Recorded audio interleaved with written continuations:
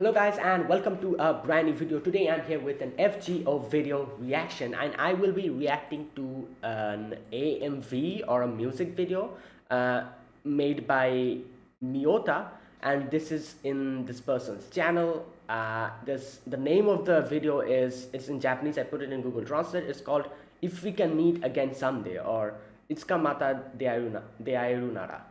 So I'm going to be reacting to this. I always had an interest in reacting to this particular video, because I've heard this is amazing.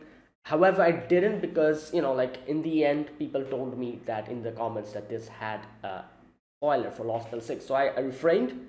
And now that I've completed Lostbelt 6, I did my gameplay on my channel. Yeah, I'm ready to react to this.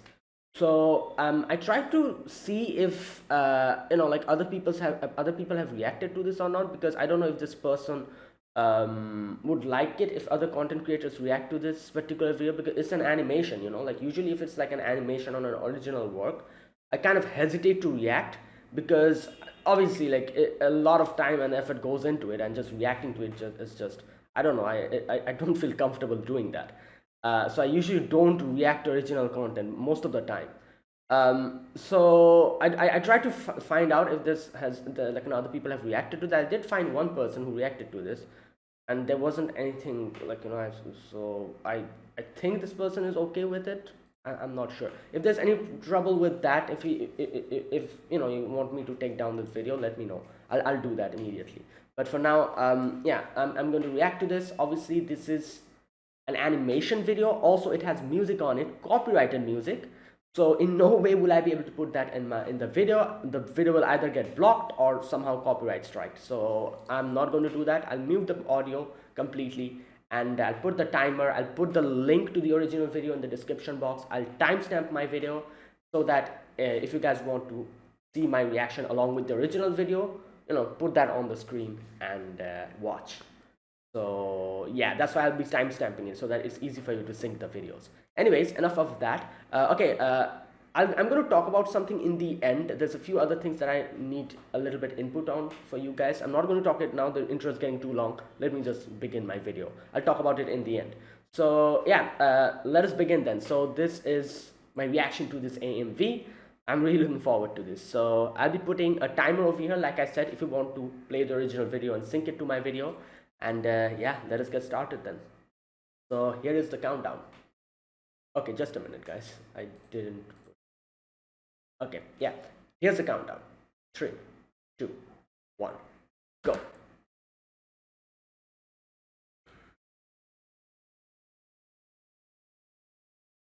Oh, the Millet song. Obviously, it is copyrighted. Oh, this is so good. The art is just amazing. Yep. The cryptos. Oh boy, it's been so long. We actually, like, Da Vinci's, the Lostbelt 1. This is, yep. Oh boy, it's been a while,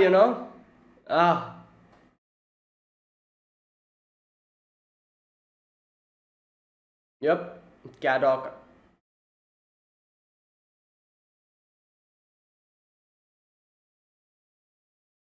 Lostbelt 2. I don't know, like, I really liked this Lostbelt a lot, probably because of Norse mythology. Oh, and Ophelia using her Sirius light.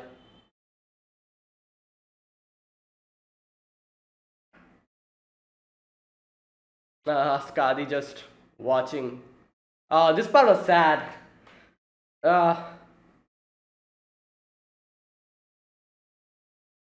Like, okay, I'll talk about it in the end.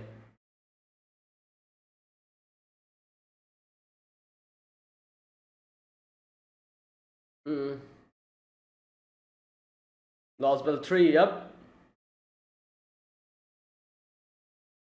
Oh, yep. Okay, here we got. Alright, I'll talk about it later. Right, okay, in the Indian Lostbelt. Obviously, I'm a little bit biased about this because I myself am Indian. I love this. This is where I start my FGO videos in YouTube. Oh, I really love this Lost Belt. It has so many, like, like, what can I say? And the ending, obviously. Oh boy. And then Kana versus Arjuna. Alright, peak storytelling, Lost Belt 5 Atlantis. I cannot ever forget what happened in the end of this Lost Belt. It was one of the most beautiful storytelling things I've ever seen. Just, it blew me away.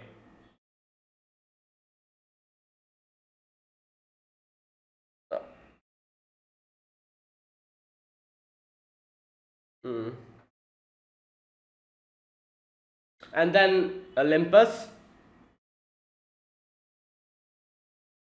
Overall, this Lost Belt was crazy good.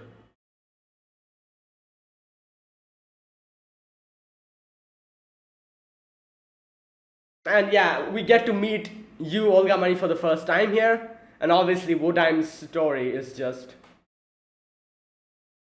And here we go, Lost Belt 6. Oh boy, Kenunos and Pepe, Nocnaria. Just. Then Oberon.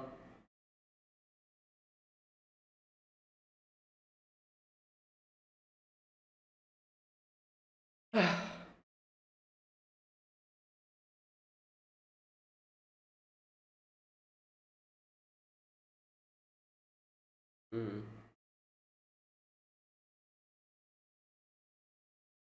Oh boy. Is that it? Wait, no, that's still. What is this?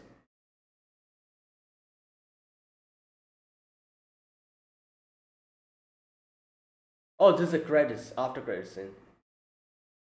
Not after credits, sorry, this is the credits.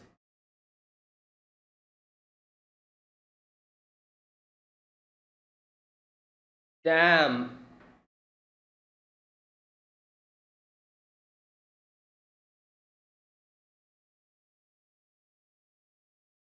Koyanska. I was like, why is Koyanska here? And then I remembered in Lost Belt 3 what happened. Oh boy. I still cannot believe what happened to Pepe. Like, in no way did I expect, like, Pepe was a character I thought he was going to just be there up until the end, but, oh god, like, obviously.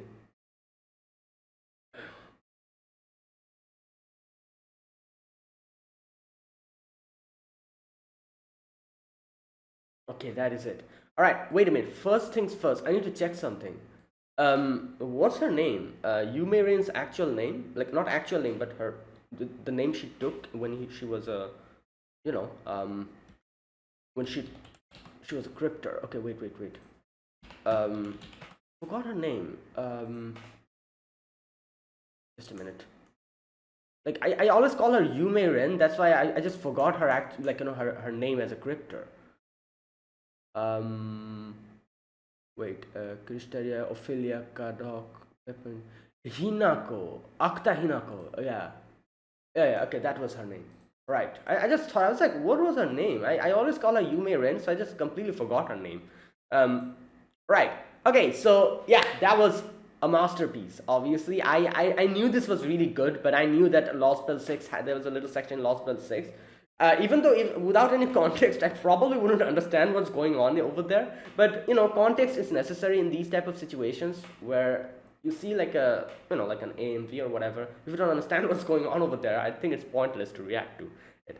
So right. So okay. First of all, all the Lost Bills were shown here, and yeah, overall it was amazing. All the Lost Bills were amazing. Obviously, I have my preferences, and like I would say, like, now that I've played Lost Belt 6, I would overall I would rank Lost Belt 6 the highest because of the storytelling, battles, everything included. Then overall I would rank Lost Belt 5 Olympus, because overall that was also good. Why I'm saying overall is because I give Lost Belt 5 Atlantis a preference purely based on its storytelling overall it was okay, like, but what I mean by overall is like the story, the battles, and everything, the plot, and how it, like, progresses. That's why I'm saying overall Lost Belt 6 is the top, then Lost Belt 5 Olympus, then Atlantis. However, only based on storytelling, I would give Lost Belt 5 Atlantis. That still ranks highest in my books because I really loved Atlantis, especially the ending. It was just like, it's difficult to actually, like, in a story there are a lot of characters, and usually you hear a lot of people kind of criticize certain stories about forgetting their characters and not really like introducing a character and not really doing any developments, and they just get forgotten. So it is very difficult to actually put equal importance to every single character and their character development. I feel like Atlantis was able to do that perfectly. Like each and every character had their role to play, and they shined in each of their section. I cannot say there was any character there who didn't really shine. And equally they shined, all of them shined the brightest. And I just love that about like Atlantis, how they included everyone and how brilliantly they wove the story, which kind of in the ending like made everyone get involved and somehow contribute something to the story. And that is what made me love Atlantis's storytelling. And yeah, it was amazing. So storytelling wise, I would rank Atlantis the highest, but overall, Lost Plus 6 is definitely the top because it had so many things going on. The whole structure of the story in itself was brilliant. It had a whole time travel, science fiction, like, and fairies, fantasy, like everything was included in it. And obviously the ending reveal. Now, I think like the reveal of Oberon, that kind of got damped for NA players because obviously every one of us knew what Oberon was. He has been out for 2 years. I feel like people who play NA, I don't think there's anyone who doesn't know about who Oberon was. So I would say that that kind of got dampened a little bit because we already knew what was going on.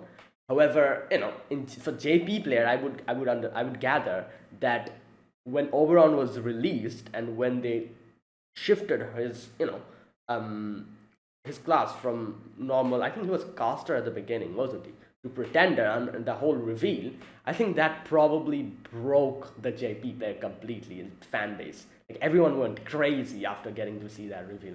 That unfortunately NA players will never be able to kind of experience. But still, it was really good. Like everything that we didn't know, the whole Morgan situation, I had no clue about what's going on with Morgan. So that reveal was really interesting. Overall, Lost Belt 6 was amazing. And here, yeah, obviously this not AMV, I would say call this like a music video. It's not really an AMV. So this definitely, like, kind of brought out the different parts of the most beautiful parts of each and every Lost Belt. Now let's go back and let's look at this AMV one after the other. First of all, we get to see here, I guess this is the beginning of the Lost Belts, the cryptors, and yeah, first Lost Belt number 1, the Russian Lost Belt.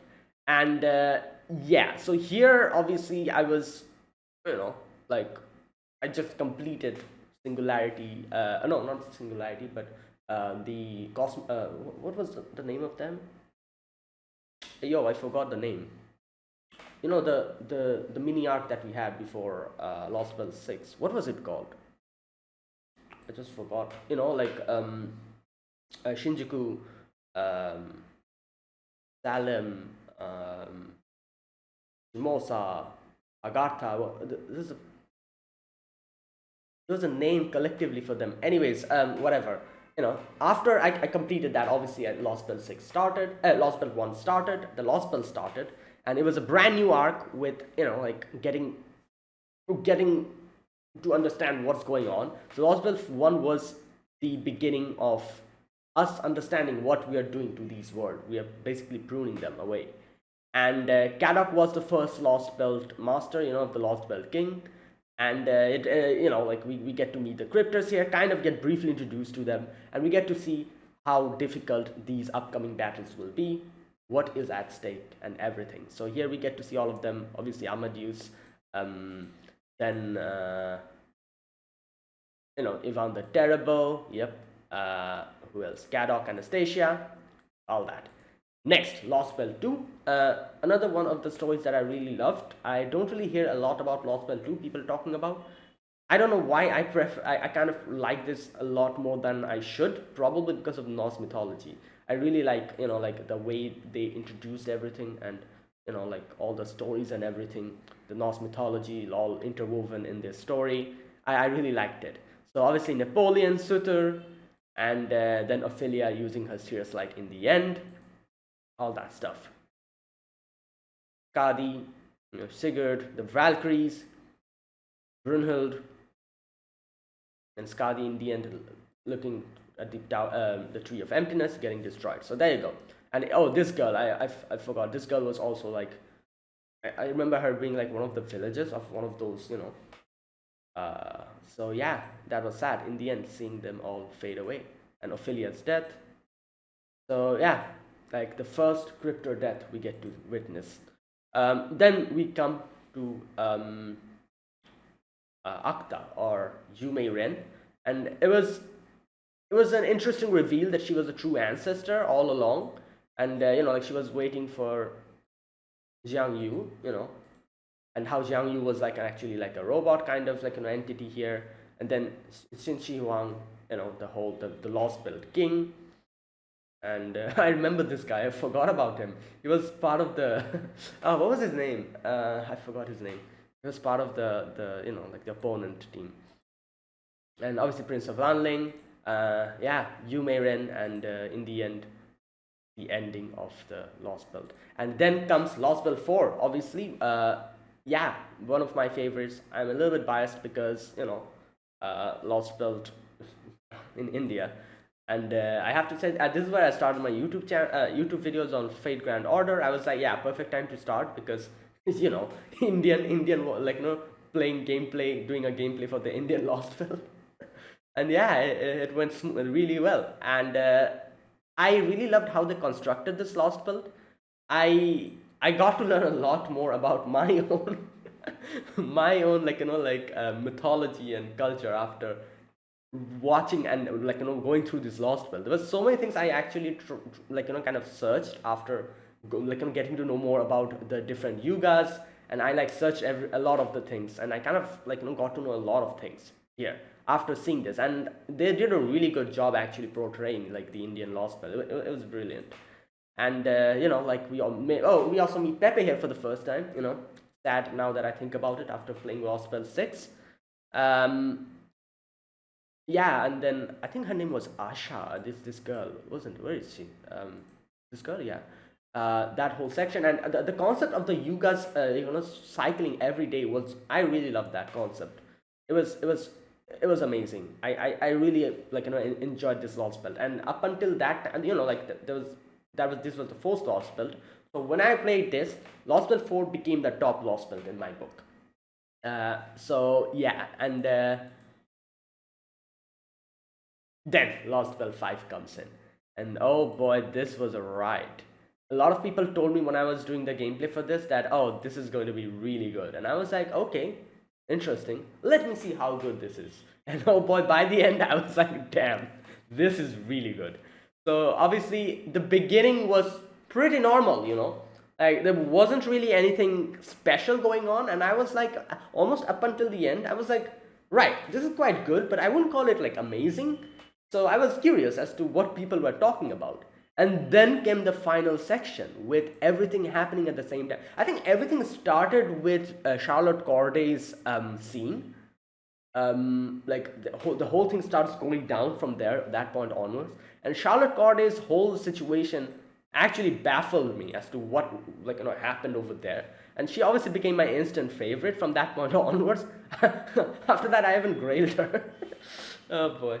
But yeah, that whole scene was amazing. Obviously, the main story of Orion and Artemis was equally good. Not only that, everything else that happened here, Mandicardo. Oh boy, Mandicardo became my instant favorite. Like a really good character. Like when he was there, when he was introduced, I was like, oh, okay, a new character, new three. I think it's 3-star. I think new 3-star character. But then when we got to know him and like the whole Lost Belt went down, oh boy, Mandicardo is a bro. Yeah, and then what else? Everything that happened, like like Kyle's, who else? The Hector scene, Paris, like everything was just brilliant. Like everyone, like I said, everyone had their time to shine, and they shone in their particular sections. It was brilliantly done, and that's why this became my instant favorite storytelling wise. And yeah, after that, in comes Lost Belt 5 Olympus. Yeah, where we go and meet Woodine. Um, yeah, so this was also the Lost Belt where we met Yu Olgamari, the foreign god, which was obviously a surprise. And not only that, Beryl's betrayal, Woodine's story, his backstory, a beautiful backstory. Canis, I loved Canis' whole story where Gordorf was like, "Here you go, croissant," and that was the one thing that actually made Canis help us out. Even though that was part of the plan, like helping us out, but that moved her. And I even read Canis' interlude after that, and I remember in the interlude as well, Gordon thinks that Canis is supposed to make a croissant, and he's like so happy, but in the end, like stuff happens. So yeah, that was like it was beautiful, and obviously, like I said, Beryl's betrayal. This is the part where everyone of us started hating Beryl, and the battles in itself are all really good as well. Strongest, like the most difficult battle at that point of time, Demeter battle, I remember. Oh boy, struggling with that. And a few other battles were also crazy. Woodheim's battle was also pretty difficult, at least at that point of time, because I don't think I had, like Castoria wasn't there. Obviously, she didn't come out. I don't remember if I had, I don't, I don't think I had waiver as well. Or did I have waiver? I got waiver from the SSR ticket. So I cannot exactly remember if by that time the SSR ticket already came out. But I remember struggling a lot, and I had to stall for like 90 turns or something, like 80, like some ridiculous amount of turns. It was like a 1 hour 1 hour gameplay video, only stalling and trying to defeat Woodeye. It was mad. And yeah, it was great as well. Like I said, while playing the battles, it's very frustrating. But by after you after you triumph over that, it is a very good like feeling, and you just like, all right, you know what, that happened. That was an experience, and you can laugh about it later. So that's basically what happened. Yeah, it's a fond memory now. uh, and yeah, like battle wise, storytelling wise, everything, it was really good. So again, Lost Spell 6, Lost Spell 5 Olympus. Overall, it's a bit higher than Atlantis. Yeah, but storytelling wise, Atlantis still won at that point. And then comes in Lost Spell 6, and here we go. Recently, just yesterday, I completed the gameplay, and like I said, it was brilliant. The whole story, the structure of the story was beautifully made. All the reveals in the end, all kind of lined up together perfectly. And you can see here Kerunos, and oh yeah, the most difficult battle up until now. And you know what? There's one thing I'm kind of a little bit relieved about, is like people saying that Kerunos is the most difficult battle still, even that Lost Plus 7 has come out. I think a few people talked about some other battle which was similar to Kerunos, but there isn't any battle that is more difficult than Kerunos. I think so. Let me know. So that's one thing that makes me a little bit relieved, because I don't I don't know what's going to happen if a boss comes out who is more difficult than Kerunos. What is going to happen then? Unless and until we have some crazy broken servant later on in the future. But either way, yeah, this battle was crazy, and obviously the story behind it and everything, like the fairies. Oh boy, I don't think we've ever felt this amount of hatred for the people or the fairies in this situation in that particular Lost Belt. But this Lost Belt made us all angry, obviously. But in the end, we have to understand that the fairies are just like that. That's the intrinsic nature. They're just born like that. You cannot really do anything. It is annoying and pretty disgusting what they do, but that's what they do, you know like that's what they are. So you cannot expect morality from fairies. They're like little children. They're cruel, they're brutal, they're naive, and that is what that is what they are. So yeah. However, everything was really good in this loss, but like the whole Morgan situation, getting to know more about the Tamlins, everything related to all the other stuff as well. For example, Muriel's situation, Aurora's situation, even Koyanskaya we get to see Koyanskaya actually kind of getting a friend here in the proper sense. I've never expected Koyanskaya to actually like be like that with someone, because she has always been portrayed up until now as the person who always only loved herself and did stuff for herself, her own benefit. However, seeing her actually properly kind of acknowledging Miriam as a friend was a big surprise, and we kind of get to see a little bit of humanity in her, you know. But obviously, she is whatever she's doing still is bad. We have to deal with her later, uh, which I'm guessing is going to happen in Tunguska Sanctuary. But for now. And yeah, oh Pepe, yeah Pepe, oh boy Pepe. Like I said, I didn't expect Pepe's death. In no way was I expecting that. Um, I just thought he was just going to be there up until the end. But yeah, so like so all the cryptids are dead by now. Like David and Gadok are only the one who's left. And obviously Beryl. Oh my God, Beryl was another thing. Like everyone hates him, and I still hate him. Uh, I do understand his situation, but I still hate him. That's the whole thing. I understand him. I realize what's going on. It was like his how he grew up, you know, and his circumstances that made him like this. And he was kind of a little bit, like a little bit like that from the beginning. However, it could have been prevented if he had a proper environment that he grew up in. He didn't have that.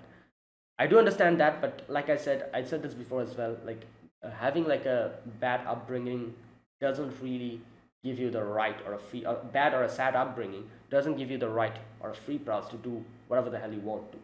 So yeah, his situation was interesting. I wasn't expecting that, but still, I'm sure we all hate him. And in the end, yeah. And then obviously the Tamlins. I have to say, um, like Bauhans's situation really kind of, I guess you could say, was very unexpected. I wasn't expecting anything like that in the end, where we get to see what type of person or a fairy Bauhans it was, and the whole situation as to Morgan telling her to be more crueler because she gets manipulated and used, and that is why she became like that. I wasn't expecting that really. Gawain's situation was also, we get to see like what happened.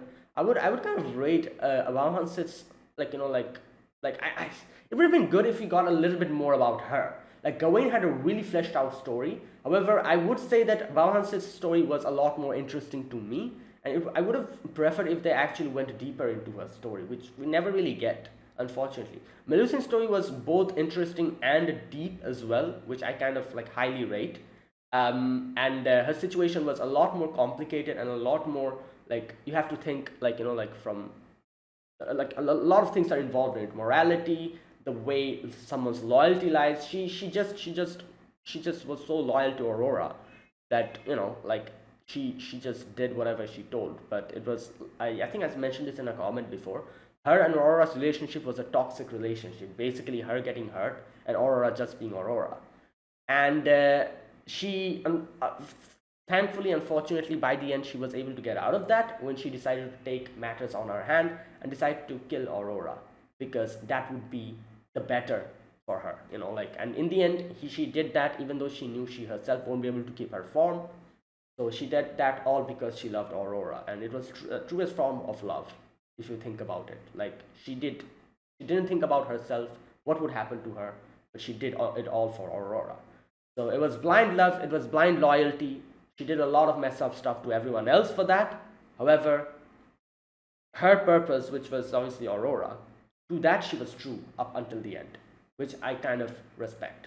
Obviously, Ash and Morgan's that whole situation, Castoria's situation, like yeah, and then obviously, like a cast story after going to Avalon, coming back as, like the guardian of the sword, helping us out, Oberon's reveal, and obviously Oberon's situation where we get to know the reason why she hated, obviously, Britain, this Fey Britain, not only this Fey Britain, humanity as well, because how, like people have this, uh, like, he's a story. He's from a story.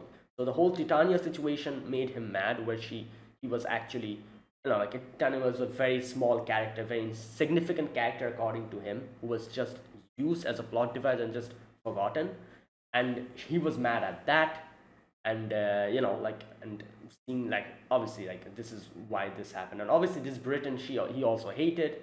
So overall, he wanted to destroy this whole world. And in the end, there was a section where he kind of compares someone else to Titania, and I didn't really properly catch it. At the beginning, I did think Blanca had a lot of things. I did think that maybe it would be kind of interesting if Blanca ended up being Titania. And like Oberon was trying to find Titania, and in the end, it would be revealed that Titania was already there with him forever from the beginning. So I did get to know in the end, like everyone talking about this in the comments, how he was actually talking about Blanca in the end. But I thought he was talking about Morgan, because Morgan's situation was a little bit similar to what he described. Used as a convenient plot device and just then like just forgotten by the end, because that's what kind of happened here. So I was thinking maybe that was what was going on, but no, he was talking about Blanca. And the ironic part of this is that he hated the humans who made characters like this, who were just insignificant, like, but and then just forgotten by the end. And he ended up doing the same thing in the end. He ended up like just discarding Blanca just like that, you know. And I'm sure he realized that by the end of it, what he did was a similar thing that humans do. And this kind of is very interesting because it makes me think about so many like stories we read, so many animes and mangas that we read, that this actually happens. Like characters get introduced for just one or two scenes and they just get forgotten, and then they're always there in the background. And this kind of it's kind of bad, isn't it? And like I'm just thinking, like, damn, Oberon, you just completely broke the fourth wall. If you think about it, he did break the fourth wall a little bit here, because this does happen. And it is annoying when characters get introduced and you're like, damn, this character, he or she looks really good. I wonder what we're going to get more of them, when we're going to get more of them. And then by the end of it, you realize, oh, this person was just forgotten. There won't be any more development regarding them. That's a sad feeling. And yeah, and this kind of reminds me of, I'm going on a tangent here. This kind of reminds me of another thing. I remember I play visual novels. I remember there I playing a visual novel which had a similar thing about like this, where the characters in a story, they actually became real, and they, I think, like they hated the author of the story that, because he actually killed off the characters. So they kind of compared the situation as to how authors are literally the parents of their creations. And what they said is like, what you're literally doing is killing off your child. How, just because it's going to make a little bit of an emotional, effect on the readers, how do you feel about that? How is this fair? And that was a very interesting, like, like thing I read, and I was like, damn, this is kind of interesting, like, comparing the author as the parents of their creation. And it does make me think, like, yeah, that is kind of true, isn't it? You're making a character, so we as audience kind of feel sad when we see beloved characters death. So I wonder what authors feel like when they do that. Like, I'm just thinking, like, it just made me think. Anyways, yeah, it kind of reminded me of that Oberon's whole situation. But anyways, after that, obviously, like we come back, and yeah, we see everyone there behind us. Um, Holmes. Okay, who is this? What? Who the hell is this? Okay, this is Nemo. Rodolph, Marsh, Manure, Sion, Da Vinci. Looks like Merlin. Who is this? Okay, Oh, that's Gadok. Okay. All right. Yeah, I see. I was like, this looks like Merlin. I looked at his head and I'm like, this hairstyle reminds me of Merlin. But then I look at his clothes and I'm like, oh, this is Gadok. Okay. All right. Okay. So then obviously everyone going on their way. Yeah. And in the end, there was a little after credits, not after credit, but the credit scene where we get to see, um, Yu Mei Rain's situation, Lost World 3, you know, the Prince of Lanling, and then Jiang Yu and Yu Mei Ren. For a moment, I was like, why is Koyanska here? And then I remembered that, oh, what happened in Lost World 3? She was there with us, kind of helped us out a little bit. And yeah, and obviously all the cryptors here.